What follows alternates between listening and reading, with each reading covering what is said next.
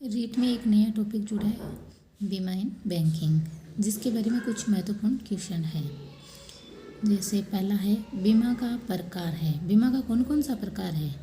गृह बीमा, यात्रा बीमा, स्वास्थ्य बीमा, यानी सभी प्रकार है ये तो। फिर दूसरा है, स्वास्थ्य बीमा की आयकर अधिनियम की धारा 80D के अनुसार अधिकतम छूट कितनी मिलती है? स्वास्थ्य बीमा की आयकर अधिनियम की धारा 80D के अनुसार अधिकतम छूट कितनी है? 10,000।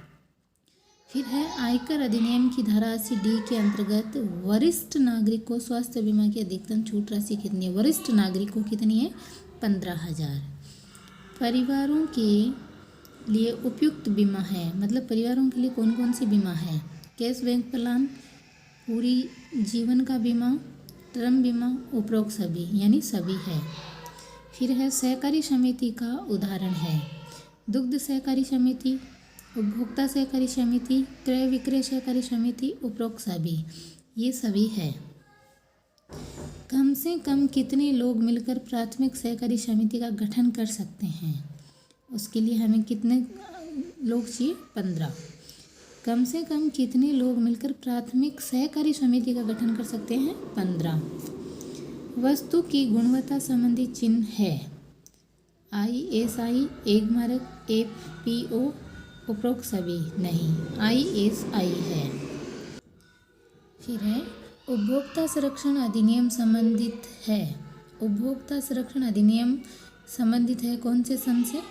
1986 से। बैंक से क्या अभिप्राय है? बैंक किसे कहते हैं?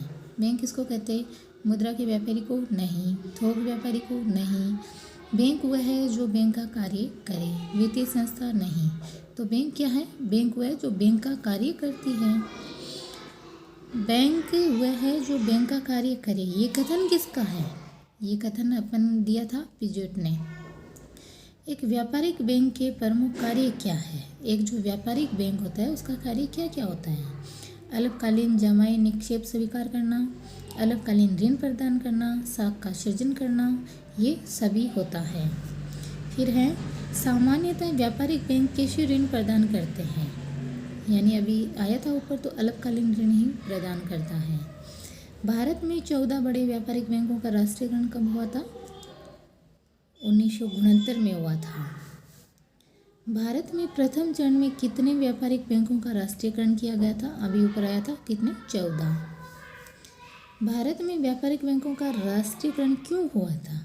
किसका ये ऐसा क्या कारण था जिस वजह से ये राष्ट्रीयकरण हुआ था? बैंकों के विकास में तेजी, जन विश्वास में वृद्धि, बैंक साधनों का राष्ट्रीय हित में उपयोग, मतलब उपरोक्त सभी है।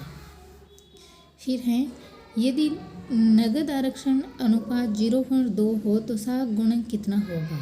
नगद आरक्षण अनुपात 0.2 हो तो साख गुणक कितना होगा? 5। यदि आरंभिक जमा रुपये 5,000 तथा नगद आरक्षण अनुपात 0.2 हो तो कुल कितनी शाख मात्रा का सृजन किया जाएगा? 5,000, 15,000, 25,000, 500। यदि आरंभिक जमा रुपये 5,000 तथा नगद आरक्षण अनुपात 0.2 हो तो कुल कितनी शाख मात्रा का सृजन किया जाएगा? 25,000 का किया जाएगा। फिर है, निम्न में से कौन सा कार्य व्यापारिक बैंक प्राय नहीं करते हैं? व्यापारिक बैंक कौन सा कार्य नहीं करता है? सरकार के बैंकर का जमा स्वीकार करना, ऋण प्रदान करना, मुद्रा का हस्तांतरण करना। क्या काम नहीं करता है व्यापारिक बैंक? सरकार के बैंकर का नहीं करता है। देश का सार्वजनिक क्षेत्र का पहला बैंक, देश का सार्वजनिक क्षेत्र का पहला बैंक कौन सा है? Imperial bank of India, bank of Baroda, state bank of Bikaner and Jaipur, भारतीय स्टेट बैंक। देश का सार्वजनिक क्षेत्र का पहला बैंक है भारतीय स्टेट बैंक। व्यापारियों व उद्योगपतियों के लिए उपयुक्त जमा खाता है। व्यापारियों और उद्योगपतियों के लिए उपयुक्त जमा खाता कौन सा है? चालू खाता, बचत खाता, सावधि जमा खाता, आवर्ती जमा खाता। व्यापारियों और उद्योगपतियों के लिए उपयुक्त जमा खाता है चालू खाता।